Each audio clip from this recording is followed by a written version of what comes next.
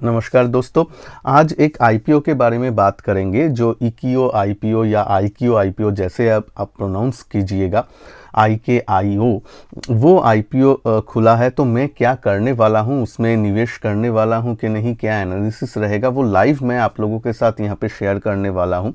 जैसे कि देख रहे हैं मार्केट अभी ओपन है। और तो ये आईपीओ, ये जो कंपनी है वो लाइटिंग सेगमेंट में है, इलेक्ट्रॉनिक्स मैन्युफैक्चरिंग के सेगमेंट में है। जैसे कि पीसीबी वगैरह डिज़ाइन ये सब करते हैं। मैं कंपनी के बारे में उसका पॉजिटिव नेगेटिव दोनों ही चीज़ बताऊंगा। पॉजिटिव चीज़ के बारे में पहले बात कर लेते हैं। पहले तो दो तीन चीज़ मुझे अच्छा लगा कि आईपीओ से जो पैसा आ रहा है उसको देके कंपनी कर क्या रहा है वो बहुत इम्पोर्टेंट हो जाता है। तो ये एक छोटा कंपनी है, स्मॉल कैप। इसमें ओएफएस भी है और फ्रेश इशू भी है। फ्रेश इशू जो होता वो होता है जिसका पैसा कंपनी में डायरेक्ट आता है, यानी कंपनी वो पैसे को लेके कुछ काम कर पाएगा। ओएफएस तो है जो थोड़ा सा इन्वेस्टर लोग बेच के अपने पॉकेट में पैसा आता है, वो कंपनी में नहीं जाता है। लेकिन यहाँ पे फ्रेश इशू भी है। तो फ्रेश इशू का जो पैसा है वो देके कंपनी क्या करने वाला है, उसमें जो पहला पॉइंट मुझे अच्छा लगा वो उन्होंने डिक्लेयर किया है कि पार्शियल और full repayment of existing debt, यानी उन लोगों के पास जो भी कर्जा है वो चुकता करने के लिए प्लान कर रहा है। कंपनी के ऊपर जो डेट टू इक्विटी रेशियो अगर देखेंगे वो 1 के आसपास है, यानी कर्जा है कंपनी के पास।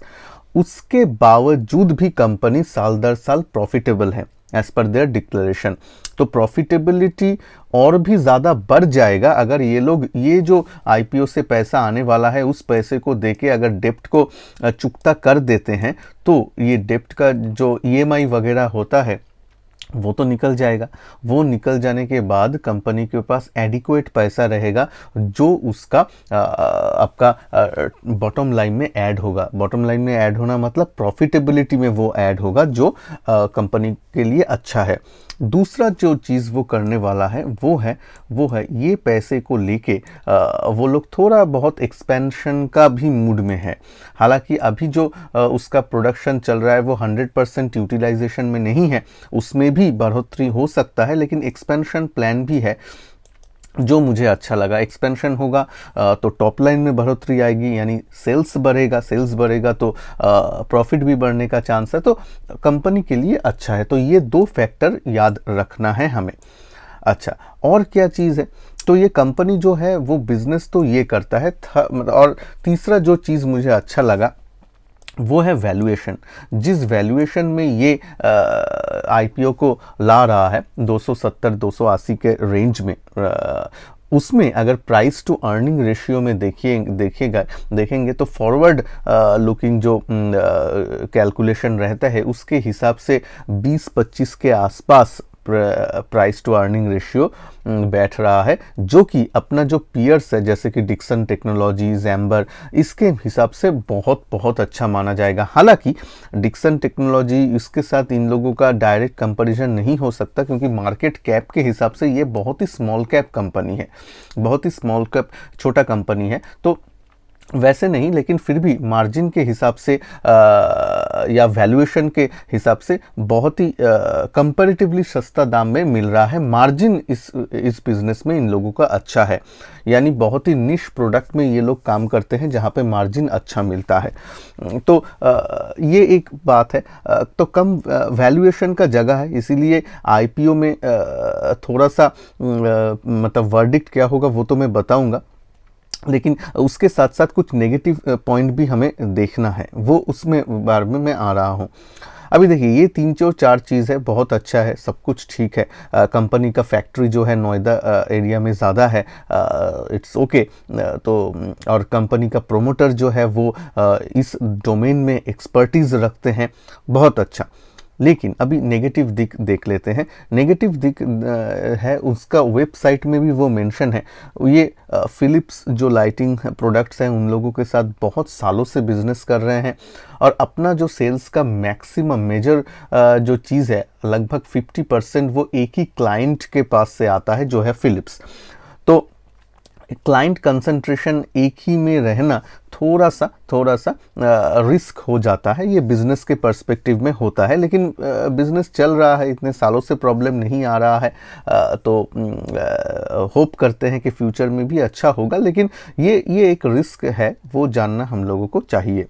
अच्छा, और उसके साथ साथ और क्या रिस्क है, और एक दो रिस्क है कि देखिए ये जो लोग हैं, हाँ ऑफ कोर्स ये निश बिजनेस में रहते हैं, लेकिन ऐसा नहीं है कि कोई ऐसा डोमेन में काम कर रहे हैं जहाँ पे बहुत ज़्यादा मोट है, या फिर कोई भी ये बिज़नेस में नहीं आ सकता है, बहुत इजी एंट्री नहीं है, ऐसा बात नहीं है। जैसे कि आप एक एग्जांपल दे देता हूँ, डिफेंस सेक्टर, मान लीजिए एमटार टेक्नोलॉजीज़ या दूसरे जो डिफेंस सेक्टर है, वहाँ पे क्या डिफेंस सेक्टर में आप दूसरे कोई कंपनी आज ही बना लिया और डिफेंस का ऑर्डर मिलने लगा, ऐसा नहीं होता है, क्योंकि डिफेंस में आप लोगों का रिलायबिलिटी, क्रेडिबिलिटी, आपका वो टेक्नोलॉजी, वो ट्रस्ट इशू, ये सब रहना होता है, साल दर साल बिल्ड करना पड़ता है, उसके बाद ही आपको कॉन्ट्रैक्ट मिलता है, उसके बाद ही आप लोगों को बिजनेस मिलता है। तो उसमें एंट्री करना और या फिर वहाँ पे कंपटीशन रातों रात तैयार हो जाना बहुत मुश्किल रहता है। लेकिन ये जो बिजनेस में इकियो या आईकियो ये कंपनी है, वहाँ पे ऐसा कुछ चीज़ नहीं है। मैं जस्ट कंपेयर कर रहा हूँ कि कंपैरेटिवली यहाँ पे इजी चीज़ है। लाइटिंग का जो बिज़नेस है, बहुत सारा एग्जिस्टिंग प्लेयर्स जो है वो लोग वो सेगमेंट में आ सकता है, तो यहाँ पे एक कंपटीशन है, तो ये बात के लिए ध्यान रखिएगा। तो चलिए, अब तो इसके बेसिस में हम लोग डिसीजन क्या लेंगे, डिसीजन बताऊंगा, और उसके बाद थोड़ा सा आज स्टॉक मार्केट के ऊपर भी थोड़ा सा 2 मिनट सुन लीजिएगा, मैं थोड़ा सा कुछ स्टॉक के ऊपर बात कर लूँगा ताकि सब कुछ ठीक हो जाए। पहले मैं क्या करने वाला हूँ इस आईपीओ में, मैं बोल रहा हूँ इस आईपीओ में मैं अप्लाई करने वाला हूँ। शायद मिलेगा कि नहीं पता नहीं, क्योंकि ऑलरेडी लग तो रहा है कि रिटेल इन्वेस्टर या फिर जो क्यूआईबी या पोर्शन, एचएनआई पोर्शन है, वो बहुत ही भरने वाला है, तो एक लॉट का ही एप्लीकेशन करना ठीक रहेगा। देखते हैं उसके बाद लॉटरी में क्या होता है। लॉटरी का लक मेरा बहुत अच्छा नहीं है, लेकिन हालांकि मैं एक लॉट के लिए ज़रूर अप्लाई करूंगा। एज अ डिस्क्लेमर, कोई फिनेंशियल एडवाइस नहीं है, अपना फिनेंशियल एडवाइज़र से एडवाइस लेके ही काम कीजिएगा। एक लॉट के लिए अप्लाई करेंगे, एक लॉट के लिए मतलब 14,800 के आसपास पैसा लगेगा, तो वो मैं करने वाला हूँ। ओके, तो इजी तो प्रोसेस है ही, हम जानते हैं कि यहाँ पे हम लोग अगर करेंगे ओएफएस बिड फॉर आईपीओ, देखिए, और ज़्यादातर मैं जो करता हूँ, ज़्यादातर ब्रोकर अभी कट ऑफ प्राइस में ही रखते हैं, लेकिन कट ऑफ प्राइस में ही हम लोगों को रखना चाहिए, ये मैं बोल देता हूँ। और यहाँ पे आप देखिए, इसको हटा देता हूँ, यहाँ पे ऑफ़र स्टार्ट 6 जून, ऑफ़र एंड्स 8 जून, आज 7 तारीख है, तो आज का दिन तो पूरा है, कल का दिन भी है। 4-5 बजे से पहले कर दीजिएगा, लास्ट मोमेंट के लिए। अगर आप लोग, जो लोग डिसाइड करेंगे उन लोगों के लिए है। लिस्टिंग ऑफ शेयर्स तो 16th को आ जाएगा, और आपका अलॉटमेंट फाइनलाइजेशन या आप लोगों को मिला है कि नहीं अलॉटमेंट, वो 13 या 14 को आपको जानकारी मिल जाएगा। ठीक है, आईपीओ इशू साइज अगर देखेंगे तो बहुत ही, मैं बोला हूँ, बहुत ही छोटा कंपनी है। आप स्मॉल कैप नहीं, माइक्रो कैप भी बोल सकते हैं, बहुत ही छोटा है। 1000 करोड़ से भी कम, 500 करोड़ से भी के आसपास का इशू है। तो और ये क्लोजिंग देखिए 5 बजे से पहले 8 तारीख को कर दीजिएगा। हालांकि 5 बजे तक वेट मत कीजिए, अगर डिसाइड कर ही लिए हैं तो बहुत पहले कर देना चाहिए, क्योंकि एकदम लास्ट मोमेंट में यूपीआई में कुछ प्रॉब्लम हो गया या कुछ प्रॉब्लम हो गया तो थोड़ा सा मुश्किल हो सकता है। ठीक है, तो ये प्राइस रेंज है 270 से 285, तो कट ऑफ प्राइस में ही करेंगे जो हमारा ये है। तो बिड फॉर आईपीओ जैसे ही हम करेंगे, वहाँ पे देखिए इंडिविजुअल ये सब आ जाता है।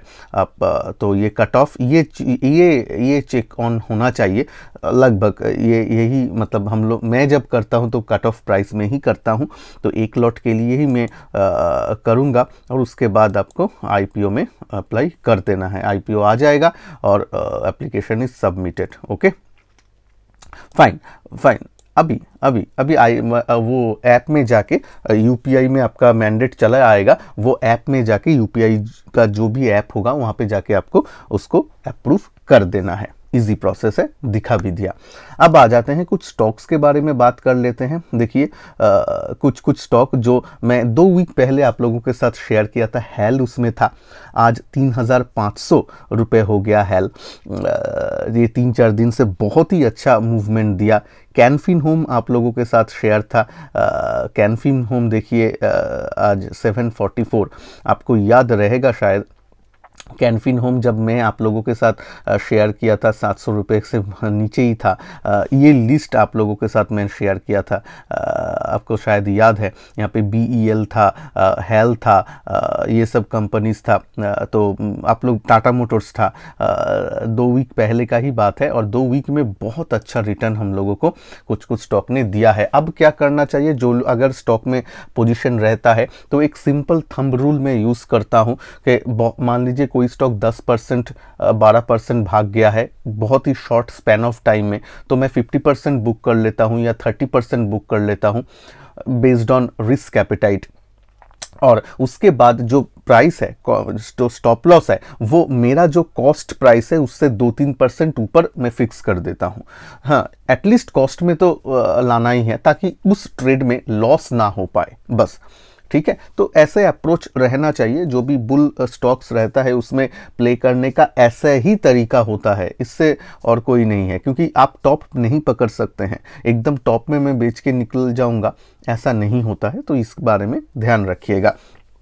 तो मार्केट अभी चल रहा है। ज़्यादा इस वीडियो में मैं मार्केट के ऊपर नहीं करूँगा, हालांकि मेरा एक पोजीशन जो भी है वो चल रहा है, क्योंकि मेरा एक मतलब बुलिश चीज़ था। मैं आज वो चार्ट में डिस्कस करूँगा।